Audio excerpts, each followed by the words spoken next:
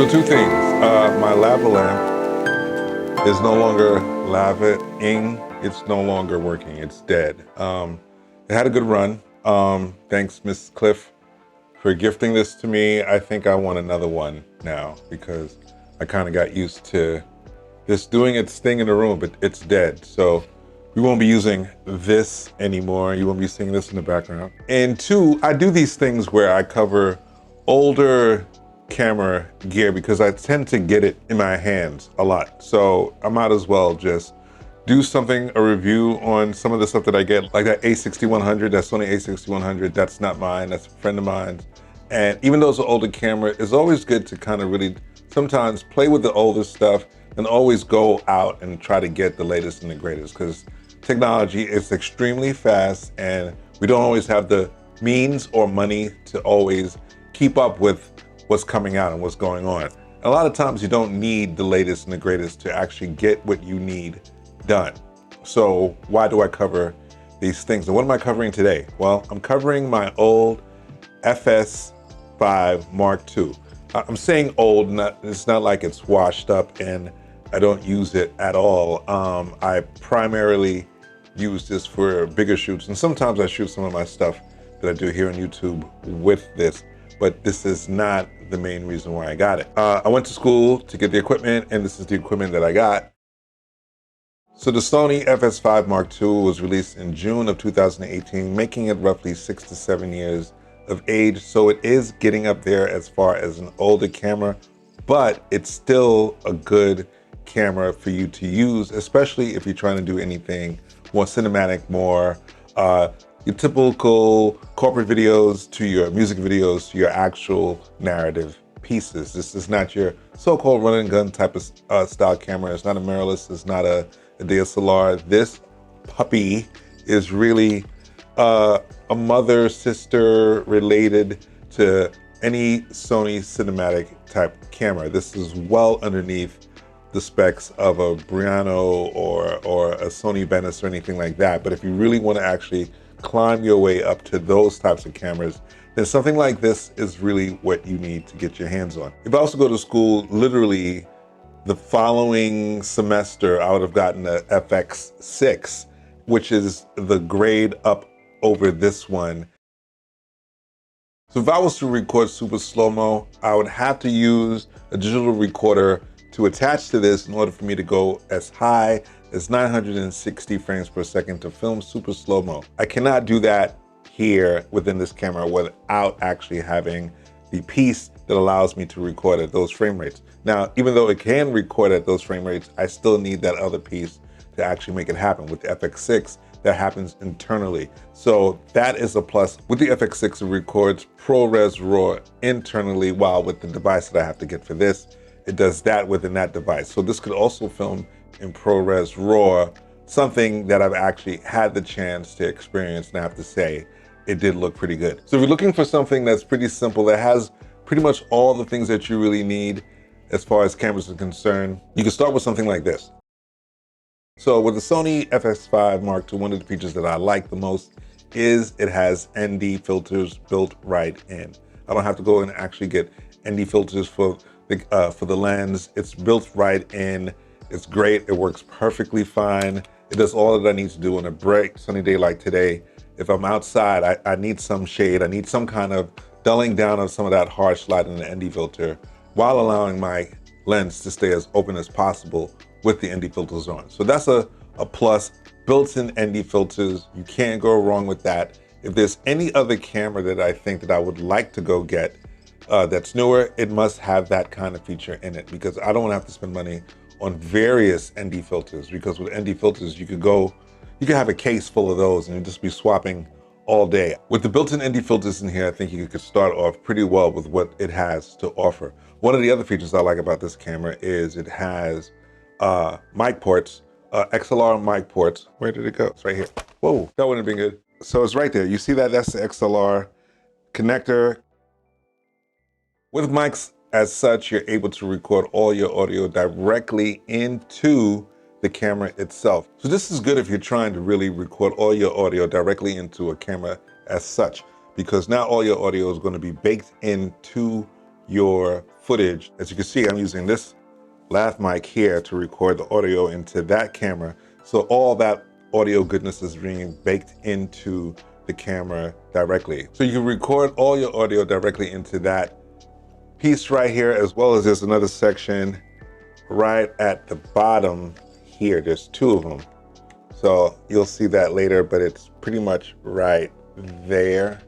So you can connect two mics at once. So again, if you're doing some kind of interviewed style kind of podcast thing and you want to connect your mics and you want to be able to get the audio and you want it to show like some people do in some of those podcast settings, this camera will be able to do that. Now, it does not have a 3/4 or a 1/4 inch jack like some of the mirrorless cameras. There's no section on that for here. So if you have that kind of audio device and you need to record some audio, then you're gonna have to do that with another device or such. Right here, this handle right here, this could also be used as a mic, but it'll be more useful like scratch audio. So audio reference, this is not the type of mic you would use to pick up all the audio that you would need to pick. No, not this handle.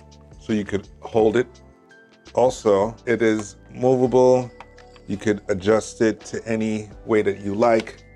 As you can see, you could adjust it, you could adjust it to any movement that you like. A record knob right here, so you can hit the record either right there within itself or on the top of this handle. So you have record options here and or here with a hold button, just in case you are recording and you don't want to hit anything by accident. It comes with a remote. Never really used it, but I'm sure with the right battery, this thing will come in handy. I do really need to use this one of these days. Here's another interesting thing.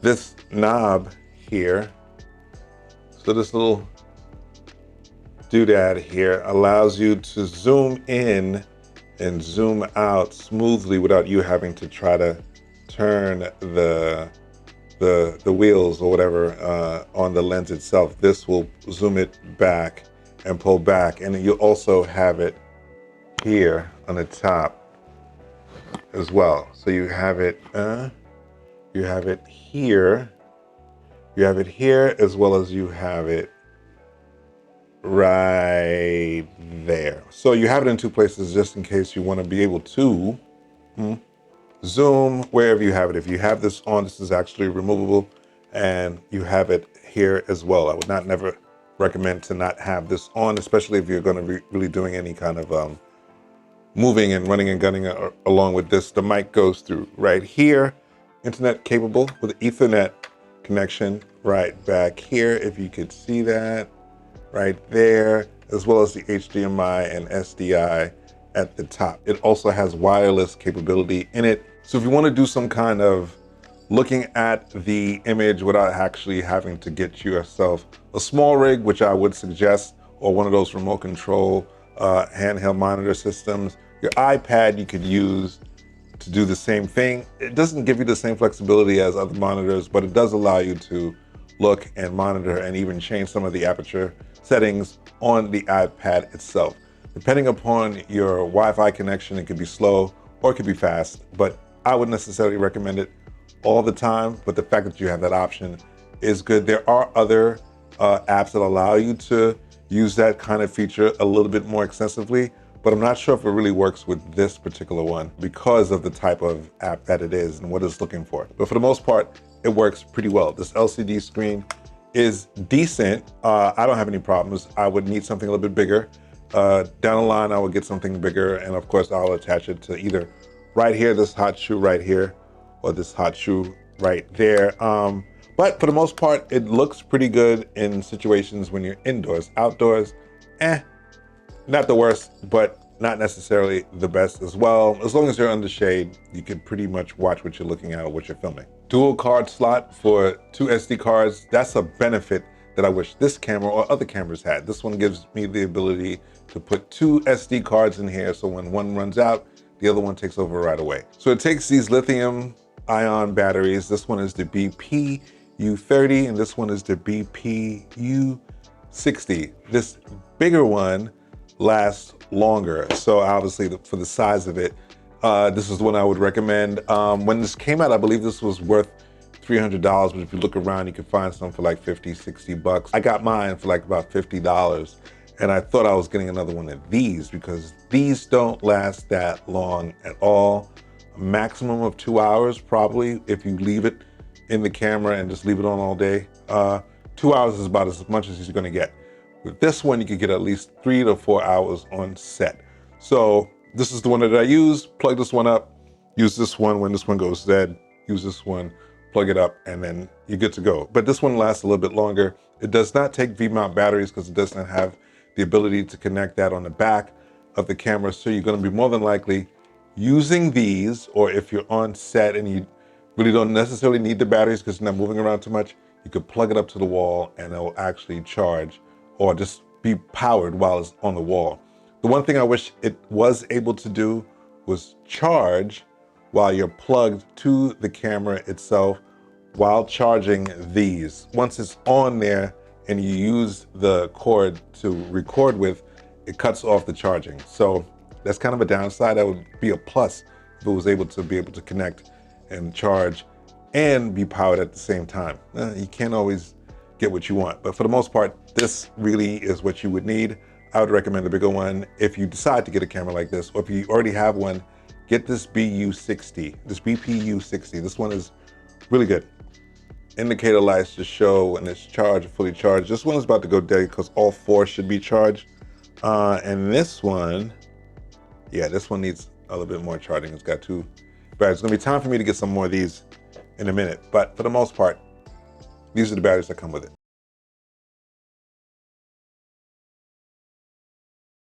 So who's this camera for? This camera is for the beginning person who's ready to take their level of film work up to the next level. And you can really do a lot with this camera, trust me.